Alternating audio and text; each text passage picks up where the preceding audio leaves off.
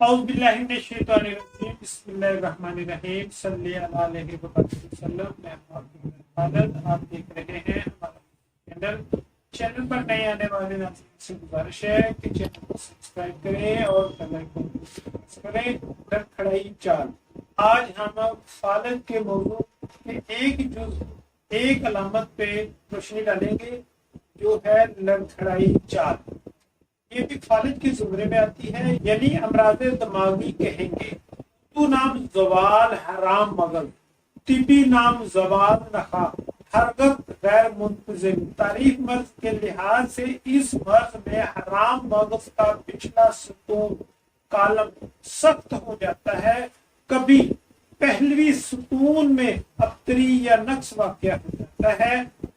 اگر اس کے اگلے کرم تک پہنچ جاتا ہے، جس سبب سے عضلات کی حس و حرکت اور طاقت میں فرق پڑ جاتا ہے، اس مرض میں اکثر حرام مغز کا پشت یا کمر والا حصہ مبتلا مرض ہوا کرتا ہے۔ اسباب مرض کے لحاظ سے یہ مرض عموماً 3 سے 5 سال کی عمر میں ہوا کرتا ہے اور عورتوں کی بنسبت مردوں میں زیادہ مبتلا مرض ہوا کرتے ہیں، اور موروثی طور پر ان اشخاص کو بھی ہوا کرتا ہے جن کے والدین کسی قسم کی اعصابی مرض میں مبتلا ہوئے ہوں۔ بڑا بھاری سبب اس مرض کا عاشق ہوتا ہے، چنانچہ عاشق ہو چکنے کے دور سے 8-10 سال بعد یہ مرض ہو جایا کرتا ہے۔ کثرت شراب نوشی، کثرت مجامت، کثرت جلد یعنی پیٹھ میں چوٹ لگنا، زیادہ محنت و مشقت کرنا، سردی لگنا یا سردی میں بھیگنا وغیرہ اس مرض کے اسباب ہوتے ہیں۔ کبھی مرگی اور دیوانگی کے مریضوں میں بھی یہ مرض نمودار ہو جاتا ہے۔ علامات مرض کے لحاظ سے سہولت کی خاطر ان علامات کو 3 درجوں پر تقسیم کرتے ہیں تاکہ سمجھنے میں آسانی ہو۔ ویڈیو دیکھنے والوں کو اس مرض کی علامات اکثر تو بے معلوم طور پر شروع ہو کر آہستہ آہستہ بڑھتی جاتی ہیں، لیکن کبھی یکدم ہی پیدا ہو جاتی ہیں۔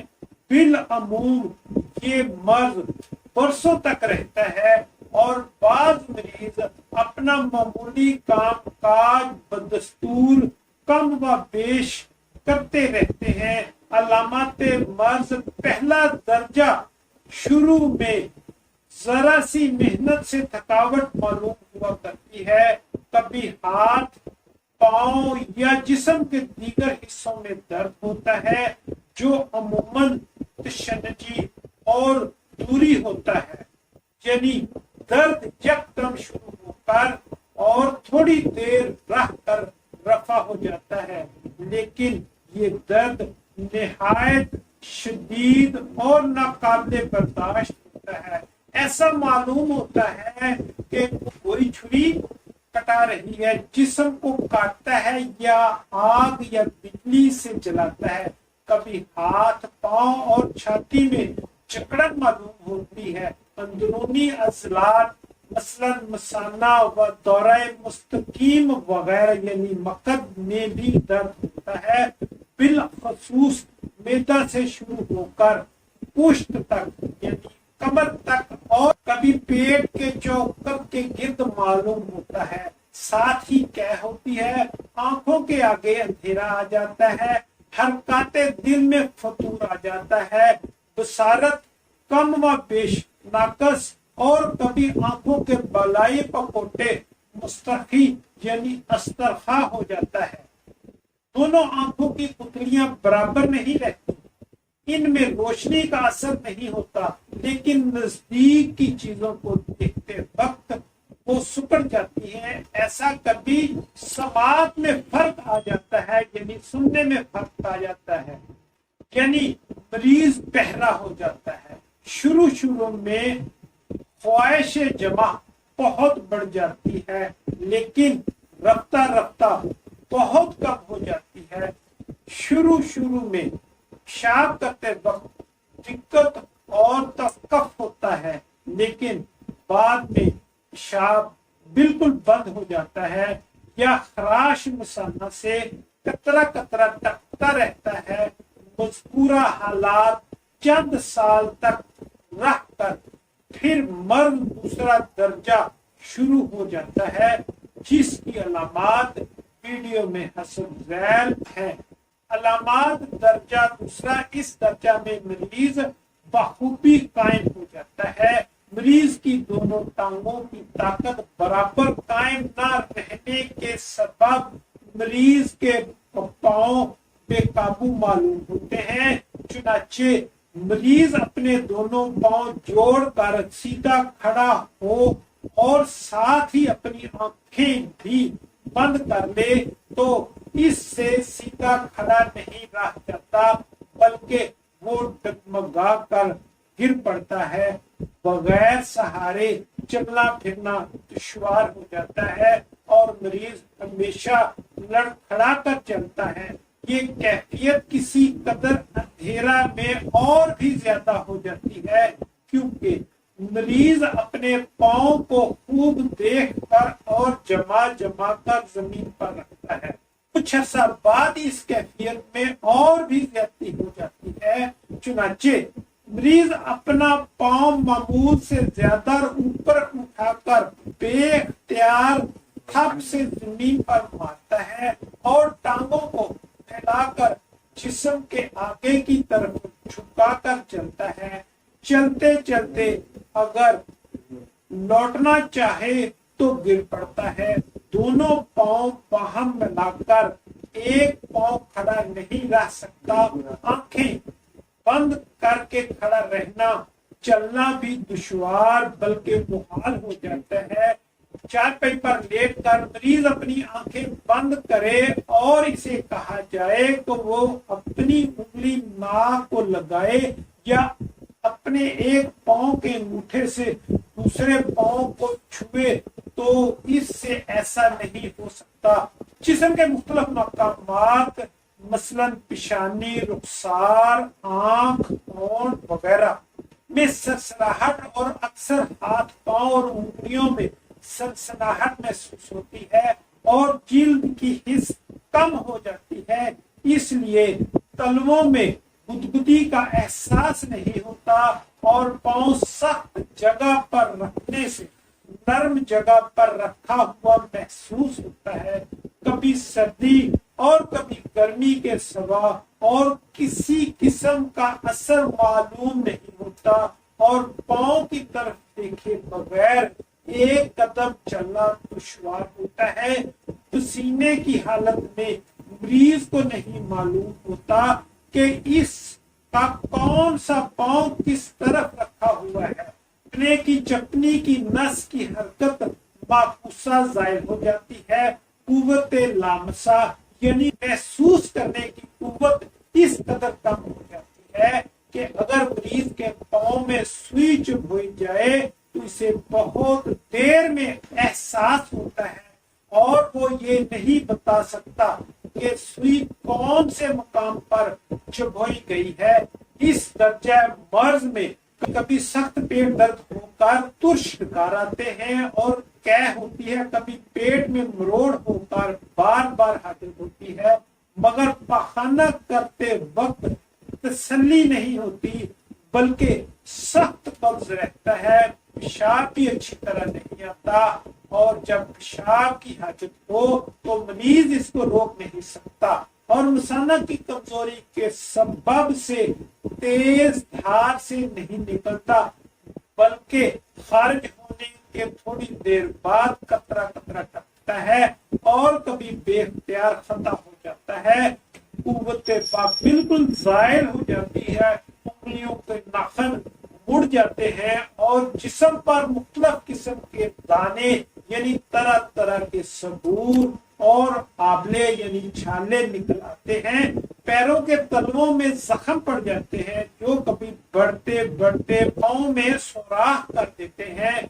कभी टखने और कभी कोहनी और कड़े वगैरह के जोड़ों में सूजन होकर और مواد پڑھ کر خراب ہو جاتے ہیں یا اکڑ کر ڈول ہو جاتے ہیں، کبھی ہڈیاں خود بخود ٹوٹ جاتی ہیں، شاذ و نادر فالج و استفا بھی ہو جاتا ہے۔ اس درجہ مرض میں کبھی بعض مریض سال ہر سال تک زندہ رہتے ہیں، لیکن بعض میں علامات شدید ہو کر تیسرا درجہ شروع ہو جاتا ہے، جس کی علامات سے بھی آگاہی دیتے جائیں۔ آپ کو ویڈیو میں علامات درجہ 100 کہہ سکتے ہیں آپ اس کو۔ اس درجہ میں مرض میں ہاتھ بھی مبتلا مرض ہو جاتے ہیں، چنانچہ ہاتھوں کی انگلیاں سن ہو جاتی ہیں اور کیفیت کلائی اور شانہ تک پھیل جاتی ہے،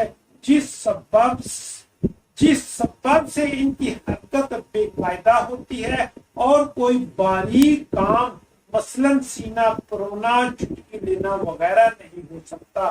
اگر مریض آنکھ بند کر کے اپنا ہاتھ ہلائے تو اسے یہ نہیں معلوم ہوتا کہ کس طرف ہاتھ پھیرتا ہے۔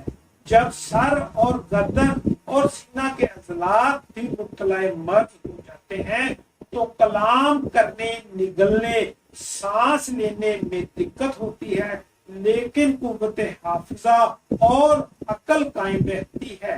لیکن جب مرض بہت زیادہ بڑھ جاتا ہے تو تمام عضلات مسترخی و مفلوج ہو جاتے ہیں اور مریض چلنے پھرنے سے بالکل عاری ہو جاتا ہے اور دماغی افعال میں بھی فرق آ جاتا ہے۔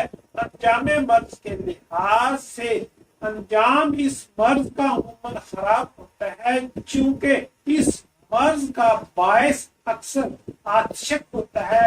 اس لیے مرض کے درجہ اول میں آتشک کی رعایت سے علاج کیا جائے تو بہتری کی امید ہوتی ہے، لیکن اگر آنکھ کے پردہ نورانی یا اسبا مجوفہ کی خرابی سے بصارت میں فرق آنے لگے تو عموماً بصارت کے زائل ہی ہو جانے کا اندیشہ ہوتا ہے۔ مناسب علاج معالجہ سے یہ مرض 8-10 برس بلکہ 15-20 برس تک پہلے درجے میں رکا رہتا ہے، لیکن کبھی اس قدر جلد ترقی کر جاتا ہے کہ 6 ماہ کے عرصہ میں ہی مریض کو اٹھنے بیٹھنے سے معذور کر دیتا ہے۔ موت اس کڑ عوارض مثلا نمونیا، سرخ باردہ یا فالج یا عضلات تنفس سے دم گھٹ کر یا گردہ مسانہ کے امراض یا ضعف گردہ نکاحت سے لاحق ہوا کرتی ہے۔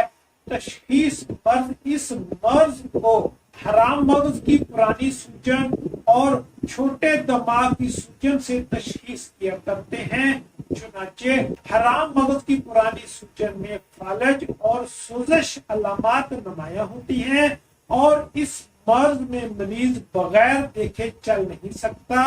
دونوں پاؤں ملا کر کھڑا کیا جائے تو آنکھ بند کر کے بلا سہارے کھڑا نہیں ہو سکتا اور نہ یہ بتا سکتا ہے کہ پاؤں کس جانب رکھا ہے۔ اٹھنے کی جھٹک یعنی بھی جرک زائل ہو جاتی ہے اور چھوٹے دماغ کی سوجن میں بار بار کہہ آتی ہے۔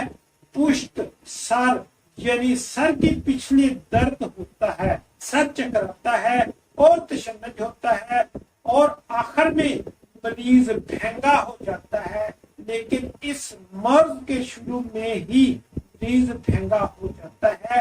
علاج بتانے سے پہلے چینل پر نئے آنے والے محترم احباب سے گزارش ہے کہ ہمارے اس چینل کو سبسکرائب کریں اور بیل آئیکن کو ضرور پریس کریں تاکہ ہر نئی آنے والی ویڈیو آپ تک پہنچتی رہے۔ مریض کو چاہیے کہ اعتدال کی زندگی بسر کرے، اپنے معمولی کام کاج میں مصروف رہے، لیکن زیادہ کام کاج خصوصاً دماغی محنت نہ کرے اور حتی المکان فکر و تردد اور رنج و غم سے آزاد رہے۔ اعتدال سے ہلکی ورزش بھی کرتا رہے، لیکن نہ اس قدر کہ جس سے تکان پیدا ہو غذا لطیف اور ذو ہضم اور پرورش کنندہ ہونی چاہیے، شراب نوشی سے مکمل پرہیز کرنا چاہیے، تمباکو نوشی سے بھی اول تو قطعاً پرہیز ہو ورنہ بہت ہی کم استعمال ہو، حجامت سے بھی اگر قطعاً پرہیز کیا جائے تو بہتر ورنہ نہایت ہی اعتدال سے کی جانی چاہیے۔ مریض کو سردی اور بھیگنے سے بچنا چاہیے، لباس گرم پہننا چاہیے، مٹھی چاپی اور مالش کرانی بھی مفید ہوتی ہے۔ اگر پیشاب کی رکاوٹ اور مثانہ کی کوئی تکلیف واقع ہو، مریض کو چاہیے کہ 2 گھنٹہ کے بعد پیشاب کرنے کی عادت اپنائیں۔ اگر پیشاب خود بخود نہ آئے یا بند ہو جائے تو سلائی یعنی کیتھیٹر سے نہایت صفائی اور احتیاط سے خارج کرنا چاہیے۔ اگر سوزش مثانہ یا حبس و تفن بول کی شکایت ہو جائے تو یوٹرین بمقدار 7 گرین دن میں 2-3 بار دینی چاہیے۔ انتڑیوں کو صاف کرنے یا رفع قبض کے لیے پانی اور صابن کا حقنہ یعنی انیمیا کرنا چاہیے، چونکہ 90% اس مرض کا باعث آتشک ہوتا ہے، اس لیے رفع آتشک علاج کرنا چاہیے۔ اللہ تعالیٰ کی ذات مبارکہ ہم سب پر حاضر نصر والسلام۔